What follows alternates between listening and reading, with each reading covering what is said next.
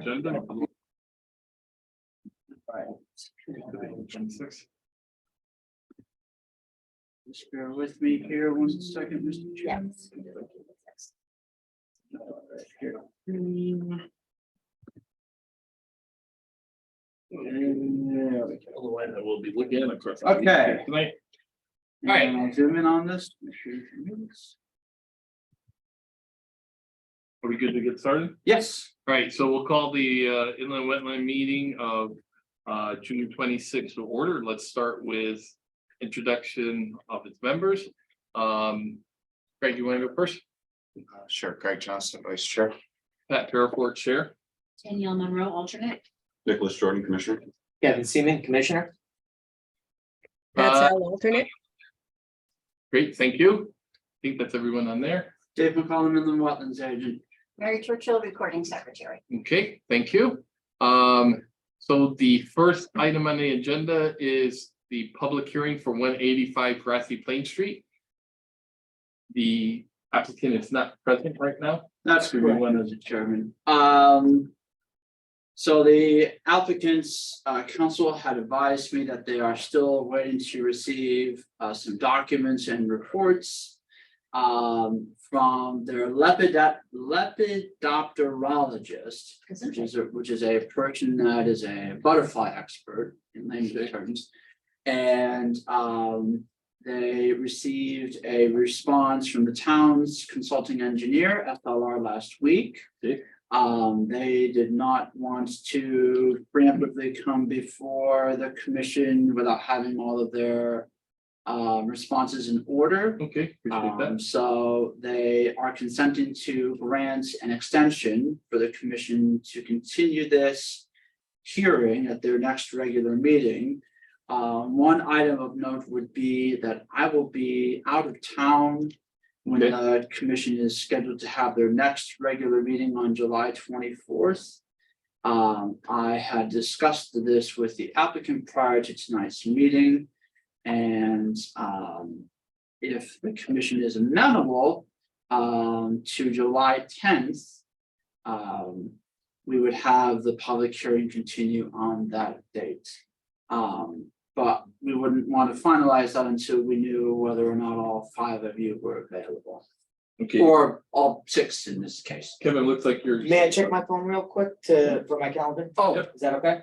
yeah, I have I to. think one order of business before we do that, Mr. Chairman, there's The letter. some memos from the Okay. first selectman office that I will have you read. Yeah, we could read that as we go, Dave. You're fine to check your phone. Yeah, but this one of these ones pertains to that. I'm gonna pull it up here and you'll see what I mean. Just bear with me here. Yep. I'm terrible with this. Page width, there we go.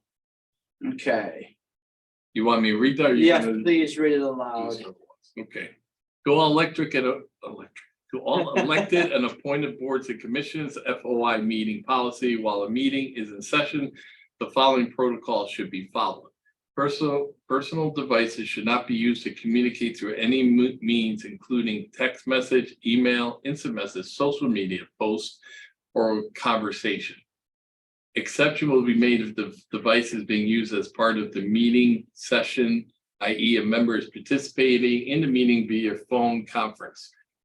If there is a need to communicate regarding personal business during the meeting, the member should excuse herself from the meeting and exit the meeting room or request the chair to move for meeting recess. Number 2, any conversations by members or questions should be addressed to and through the chair. Talking, asking another member a question, or whispering any comments to another member should not take place. At public meetings, the public generally expect the business conducted, I'm assuming that to be public business, pursuant to the Freedom of Information Act, as amended, the public has the right to know what public officials say at public meetings on topics related to public business, unless such statements are made during a proper executive session or otherwise exempt from disclosure under the FOI Act. Failure to adhere to the business of the meeting in the aforementioned protocols could subject public officials to an FOI request requiring the disclosure of information that may be sensitive or inappropriate for public knowledge. In addition, a subsequent proceeding could be commenced with an FOI commission, which may result in significant expenditure of time and resources, a fine, board or commission actions being set aside, etc. Thank you. Please keep the above in mind at all times while you're participating in a board or commission meeting. Daniel E. Carter, First Selectman. So I think with that in mind, if you state that you are using your phone for Your calendar. to look up your calendar, then there would be no issue with that.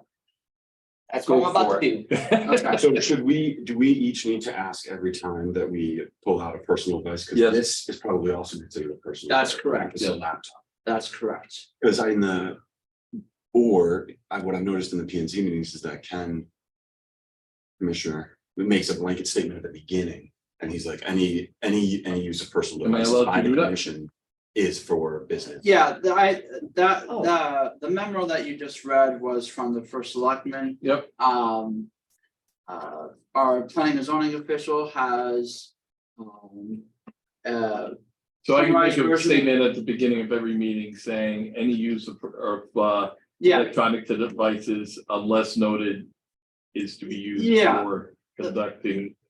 the planning and zoning official has a simplified version of that Okay. for the land use commissions. I think it would be good practice for Okay. you to read that before Perfect. or shortly after the commissioners introduce themselves. Okay, It's a real If we- simple thing to say. that's fine. If you can get a copy for me, because Yeah. people are more and more gonna be using Yeah. their laptops. And then, yeah, I was Yeah. gonna talk. Yeah, that's fine. Okay. Are we on I that? can join on the 10th remotely.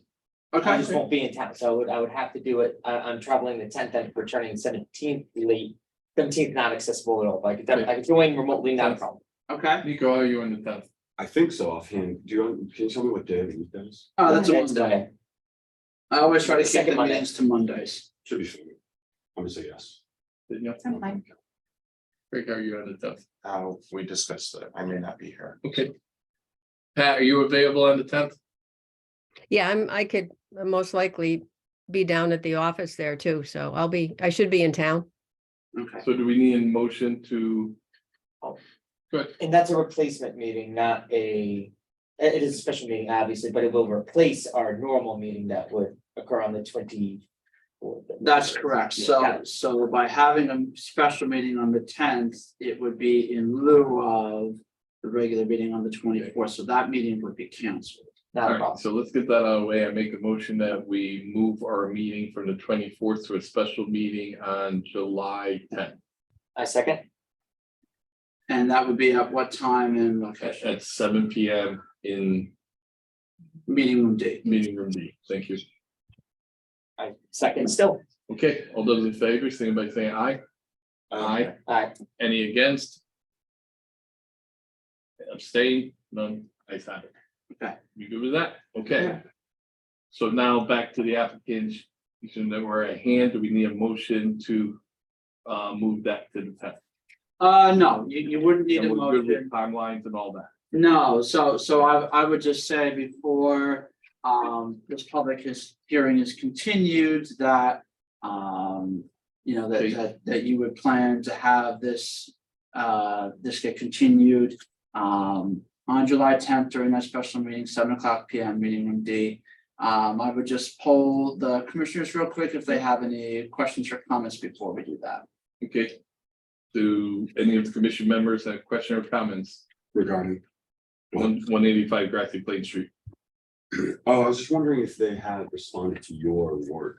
I couldn't No. find that in the thing. Not yet, no. Okay. So that's I wanted to see those. Yeah. that's part and parcel with the other responses and reports they want to have, that they don't want to do it piecemeal. They want to have everything ready to go to discuss in the same night. Would you mind making sure that this gets included Well, to the So applicants? so I would want to mention that Nico has handed us a Thank you. Yeah, So I'm gonna call them questions, Questions and concerns. comments, yeah. so. As well, can we forward this a copy to the applicant? Yeah, so that's part of why I advised you, Mr. Chairman, to open it up to everybody. Yes. So I would have Mr. Jordan speak to what he is submitting for the record briefly. Should I briefly read it in?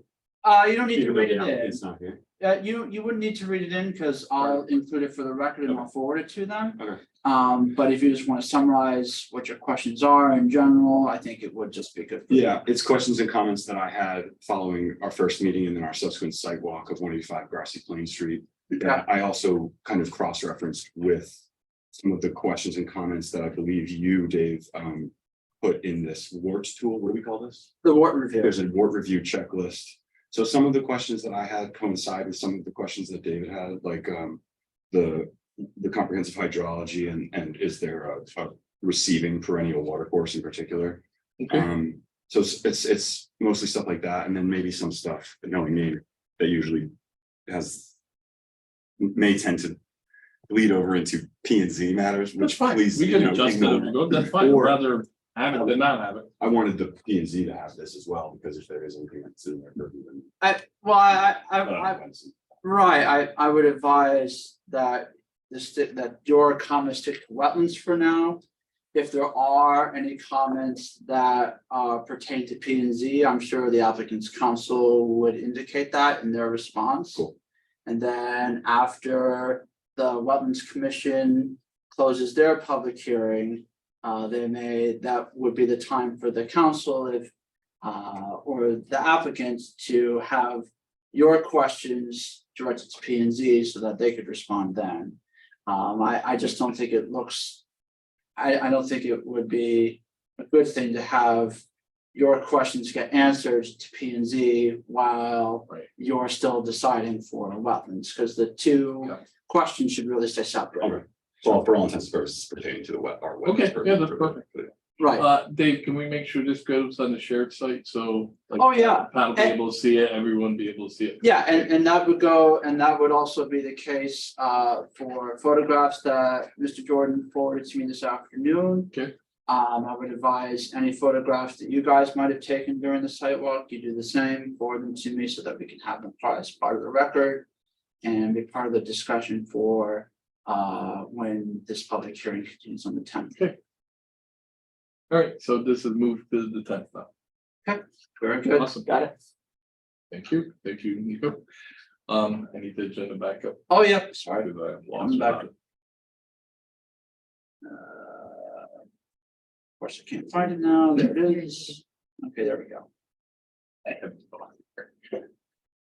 Okay, All right, so that was old business, site plan review, new business.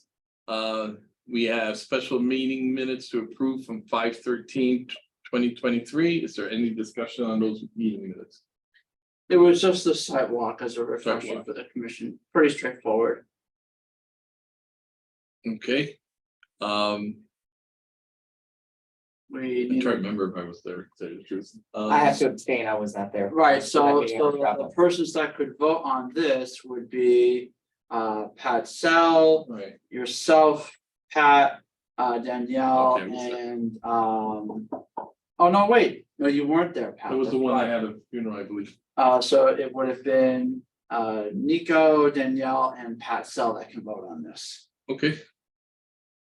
So can I make a motion or can someone make a motion? Anyone can make a Oh, okay, I make a motion, motion that but we approve the special meeting minutes for the inland wetlands meeting, special meeting on 5/13/2023. Second it. All those in favor, signal by saying aye. Aye. well, Aye. so Oh, I have to. so abstain. Greg, Pat, and Kevin would have to abstain. I abstain. And then if anyone was to vote aye or nay, it would be Nico, Danielle, or Pat Sell. Pat, how do you vote? Oh, it's okay. Okay, Danielle, Aye. Nico, perfect. Okay. 3-0. And now, Special meeting minutes from 5/15/2023. Any discussion? That was our regular meeting time that was moved, correct? Yep. Yes. No discussion. right, Says special Yep. meeting. Yeah, it was, there was another meeting that had to be rescheduled again to accommodate me. Thank you No, very much. Trials. But it was still a special meeting. That's correct. Yeah. So I make a motion that we approve the special meeting minutes from 5/15/2023. A second, All those in favor, signify by saying aye. Aye. I, Abstain Abstain. and against. Okay, And that's as written, correct, Mr. Chair? as written. Okay, very good. Invoice for Denver News Times, $463.96. How many advertisements or how many inputs are, I'm It's- just curious how much that It's the costs. legal notices for public hearings Okay. and the decisions pursuant to. Do we know offhand how many there were that equaled that or, okay, No, off the top of my head. I was just curious, that's all. Anyone want to make a motion? I make a motion. There we go. To accept the invoice. From Danbury News Times in the amount of $463.96. I'll second. Okay, all those in All favor, in signify by favor? saying aye. Aye. Against? Abstain? Okay, thank you. Dave, I believe you're up next, 40 Putnam Park Road. Okay, this, did you have a question? No. Oh, okay, sorry. Real quick, I'll pull this up on the screen for you guys. 40 Putnam Park Road, I approved an inland wetlands agent an inland wetlands agent approval application, there we go, mouthful. Week or so ago for 40 Putnam Park Road, it's for the installation of an 18-foot by 33-foot above ground pool and associated improvements. Why this had to come before me was I'll be pretty obvious here on the screen in a second.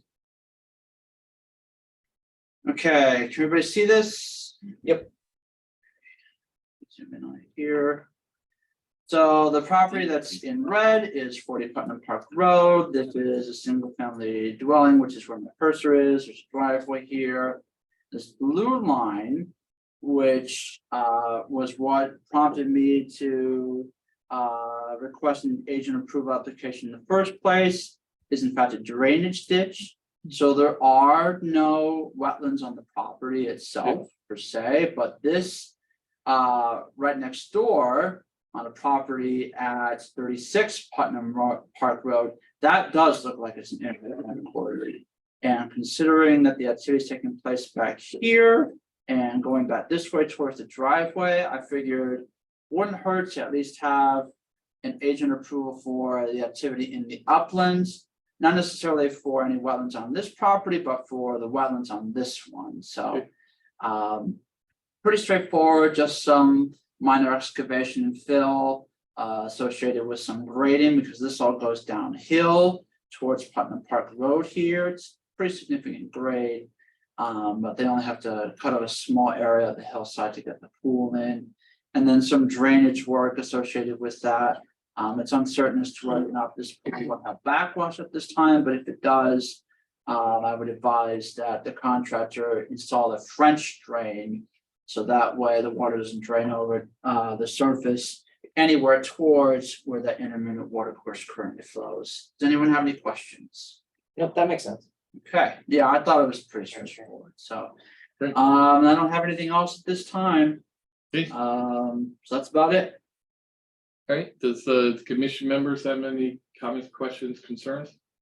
I just wanted to say I'll work with you during the weekday if that's paid to get access to look at the 185 Grassy Plains. I was originally intending to do it after these last 2 weeks because I had family. Okay, Because yeah, my family left on Sunday. And Okay. I finally my life is freed up a little bit. Okay. So I So, would like to take a look at the property if possible, but I know that's through you and through the applicant. yeah, so what I will do is I will give you the applicant's phone number. Perfect. And I'll advise him that you can expect a call from one of the inland wetlands commissioners, then we'll go out and take a look at where the commission did their sidewalk. I'll give you a rough idea of where they went. It wasn't like we traipsed around to any great extent, as Danielle and Nico and Pat will recall, but I think it's worth you at least taking a look at. Yeah, I'm pretty familiar with the area as well, just 'cause I drive up. What is it, the hunting area in the back of that complex behind it. Trowbridge Drive? Yeah, so I drive up that way often, so Okay. I'm familiar, but I just wanna take a quick look at it, and I'm pretty flexible on time, so yeah, I'll give him a call. We have sunshine sometimes now. Yeah. Like weekday, weekend, whatever works for them. Like, Okay. Just pop my head over and take a look, I think it'd be beneficial, Okay, just shoot me an email as a reminder and I'll get that you taken got it. care of this week. absolutely. Okay, Do you have an opportunity for like general commission comments right now? Yeah, that's what this is Okay. for. Kind of piggybacking on that, like if you go through the site visit there. One thing that I found was potentially useful was checking out, because I noticed on the site plans how there's an outlet structure leading down the hill to the east toward, not into the wetland that's on, and I don't know if I should speak specifically about a certain project right now or generally, but Is this in regards to 185 Grassy Plain Street? it could be or Or the- could not be. It's a general thing. Oh, okay, and using that as an This example. is an example that I have before us. okay, okay. But how like, so within our regulations, it defines our upland review area as 100 feet technically. Is that 100 feet to a limit of disturbance or 100 feet to what?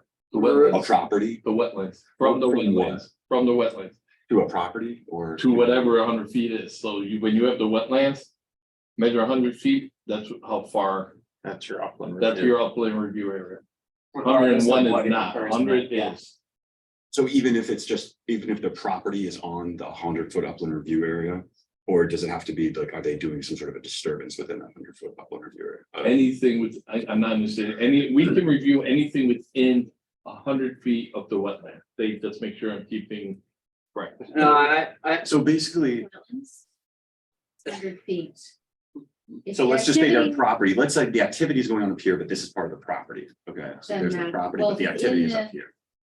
If the activity and disturbance, if I'm correct, is happening within that 100 feet, then it's in our purview. If it's outside of it, then it's not.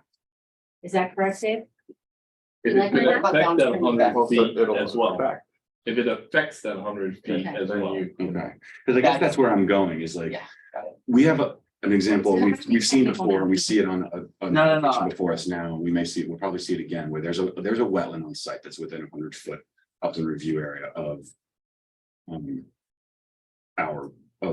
I guess the disturbance, or Right, I'm wondering about that still, but then there's an actual, what in reality is happening on the ground is that, and in our plans is that there's the actual runoff from the site and the stormwater management system is leading into a completely different wetland, which may technically be off-site or outside of 100 feet.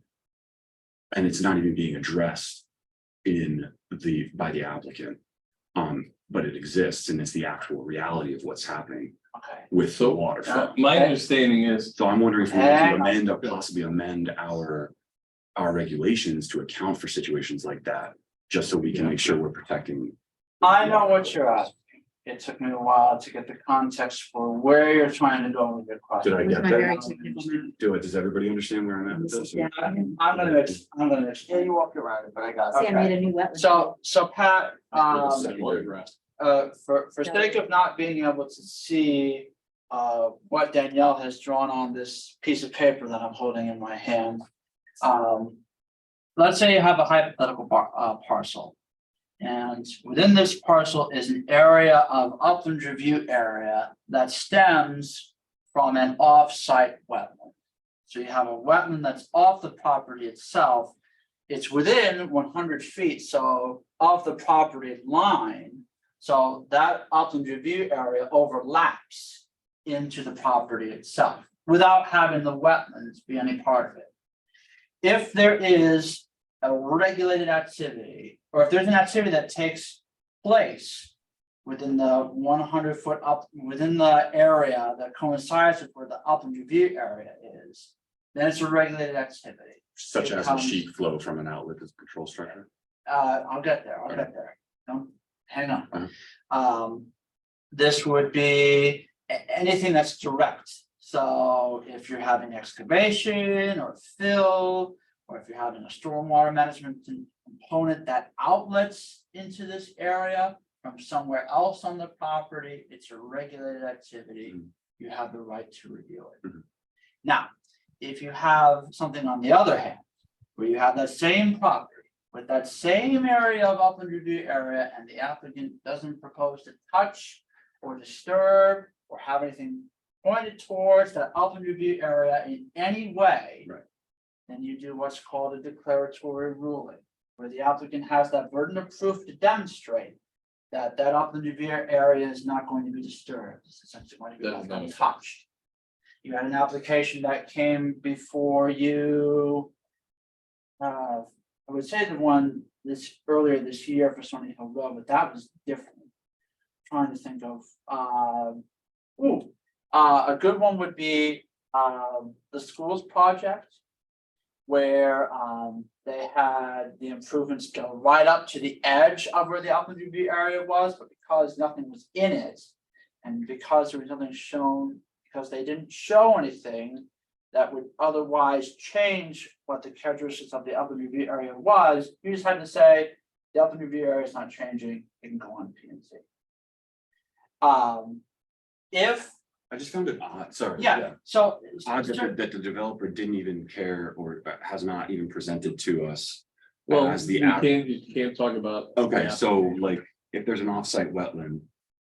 That's getting, that will receive water from a project. That's not technically the on-site wetland that is under our review at the We would moment. have previewed that. But will it? What? We would have Will it receive- previewed. Saying if it does. If it Oh, does. so let's ask the engineer If it first. does. First, we ask the If it engineer, does. right? Yeah, Right. if it does, then we would have Right. previewed to it. Any property. Right. Any property Okay, that has an upland review area. Where there's development proposed, they have to come before the Right. Wetlands Commission, no matter what. They've, They always have to come before you, when it is their burden of proof. To show you that nothing, that what they're doing, nothing will change the upland review area. If you determine that that's not the case, you have the right to request an application. But again, it's to it's to areas that are within the upland review area. I guess you could technically include the wetlands, that would be harder to prove. I'm saying I see us being like potentially missing like a real life situation where the wetlands are affected just because of a technicality based on the limits. of No, the if it- regulation. Wait, wait, please. Dave just showed us an application that he approved, Yes, and the impact was on a neighboring property. Potential impact, there won't hopefully be an impact, was on a neighboring property across property lines, probably outside of the review area of the original water course that you were looking at. yeah, so let we me, had, it was we had still a under big his application review. last year that it was Does that affected answer what by. you're saying? Maybe. We had a big application last year that had a lot to do with, I believe it was neighboring wetlands for it, and I won't say which one. That really focus on wetlands around the property versus property itself. So it's outside of like the technical upland review area that was being presented to us, If it's but there's a affecting- neighboring downstream. Yeah, because if you're, Potentially. if it, but it's affecting their upland review of, that's how I look at it. It's, let's say you're. Wetlands here, you're working over here, that's 200 feet away. Right. But let's say you're making some type of drainage ditch that's going this way, now you're accessing the 100-foot review area. That's how I look at it. I don't know if it's right, but that's how I look. If you're entering that, then we have peer review to look at. And I guess I wonder if 100 feet is enough, or if we should extend. Well, it that's to a 200 state, feet. I believe that's. No, No, no. it's it's a Yeah. town. Or if, yeah, based on situations like There, this. there are, where- there are some towns where the upland review area is less. There are some towns where the upland review area is more. There are some towns where the upland review area changes based on the resource that it stems from. So, I'm not an engineer to say what it should be and.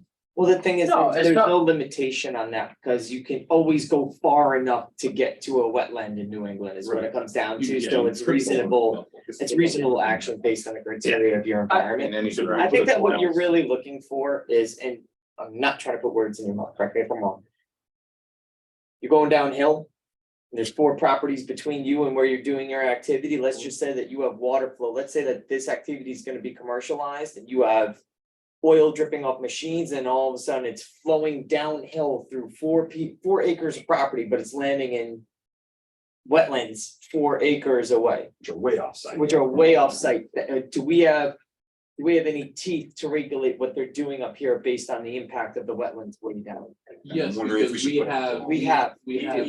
we have the water quality and the amount of water coming off that property has to be equal. If I'm correct, has to be equal to what it was prior Prior to. to.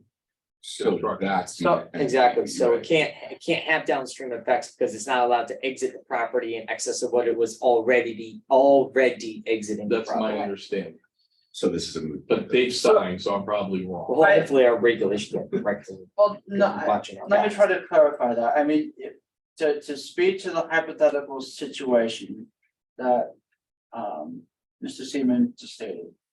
You would have to have some kind of correlation to say the oil that's in this wetland is coming from this property. Without that, you're just guessing.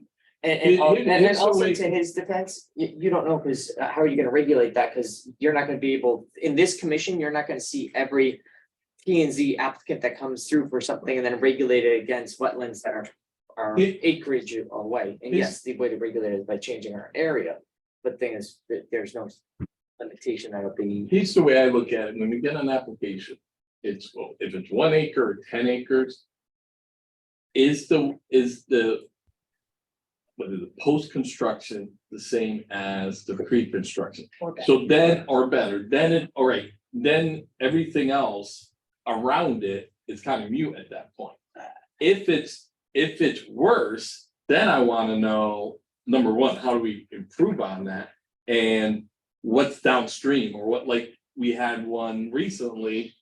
You know, that there was wetlands in the back, huge wetland area, and, you know, how was, we all looked at how it affected that area there, because we knew there was a big effect there. So now I know what you're saying, and that's not necessarily the right way to look at it. Okay, Engineers have a standard that whatever they do, regardless of how big or intensive it is, they must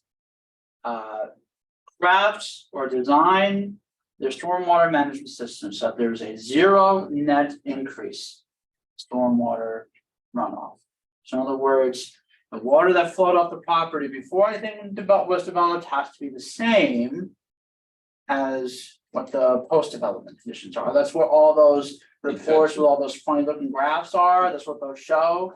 So they have to have a 0 net increase regardless. And that goes for any To development. whatever exiting body of water. That's correct. If it even exits to a body of water, if it discharges towards another property.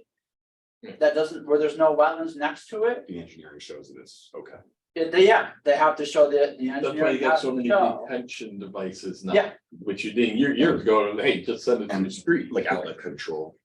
Exactly. Because Yeah. one of the things that I saw was that this may just be going to the street, and I was concerned about that, but But it's, I read. Well- it has to be treated before it gets there. The quality of the water is supposed to have. Right, so there's a treatment component and then there's volume. Right. Yeah. So. And if you're reducing the volume, theoretically, I guess I should say that depends I on do- what the existing water flow is, but to get so far away that it would impact another water course, it would have to be substantial flow. Can I ask if this is looked at through P and Z alone? Let's say What's that? properties that have nothing to do with inland wetlands whatsoever. Yeah. These regulations exist in P and Z. So. Oh, for stormwater. Yeah, requirements? all of that Absolutely. regulates within P and Z, Yeah. so no matter what, even if we don't see it, because it's not inland wetlands related. It still has to follow the same rule, ledger of rules through. That's P&Z. why I thought this If might we be don't better see it, presented they to see it. P and Z. They're filtered. Yeah. These are filters. A part of me thought that this, Yes. the questions and concerns here might be better presented to P and Z just in case, because for whatever reason, the applicant. Then you would, again, I can't tell you what to do. If you start going to P and Z with an application, then you should be recusing yourself off one board to express your concern. Yeah. Or input to another board. If you think of a hypothetical property where we're regulating something that's uphill and there's a water course that you're concerned about that's downhill, That's not. being unless mentioned. that's not a part of it, right? I'm thinking, and Dave, correct me if I'm wrong, that if there's a substantial amount of flow that's going from the property that we're looking at down to the property that we're not, that's gonna register as a water course that's gonna be a part of our, no? Okay, Water courses have very strict definitions, Okay. which are in your wetlands regulations. That goes for bona fide water courses and ones that are intermittent. You can't just have someone, how do I say it? You can't just have a ditch with defined channels and banks and see water flowing through it and say, oh, that's a water course. No, there's parameters that are associated with that. Hydrophytic vegetation, or the Gotcha. presence thereof, scour and detritus, presence of flow for periods longer than 24 hours after a storm event's completed. It's I gotcha. Yep. worth looking into. Okay. Um, Oh, no. Scratch that. I just wanted to make sure. Basically, we're not any missing application anything, you get, and one thing I like to do is see where the water's going, no matter what it's, I know. Any application we get in front of us, I already know it's gonna be a zero net coming off of it, that I already know. Right. The quality of people that come in front of us, they already have that set, but I still like to know where it's going. Like what the use is. Like the one in Stony Hill, it's like shows you up to a point. Always ask, well, where did it go from this point? Right. I always ask that, so you One- have understanding. one piece of advice that I will give you, which is required for every application, is to look at the pre and post development watersheds. Those maps show you the topography of property that you're reviewing and the expected or existing flows of surface and groundwater, and where off the property the locations for discharge are. So most times it's indicated with arrows. Some engineers do it a little bit different, but at the very least, there will be maps, at least 2 maps that show you that for every application. And they're usually after those long, funny looking graph stormwater reports that you find those. So Yeah. if you have that question for future applications, that's what I would think, if you want to answer that question. I have the question for an application for us, Okay, based on those wetlands. okay, so if it's not part of what your comments are, I would advise you to wait until the public hearing continues to ask that question. We don't ask it now and then expect that the. Well, the public, The hearing- public hearing. The public hearing is gonna During the public continue. hearing. Right. You have to So- ask it during the public hearing.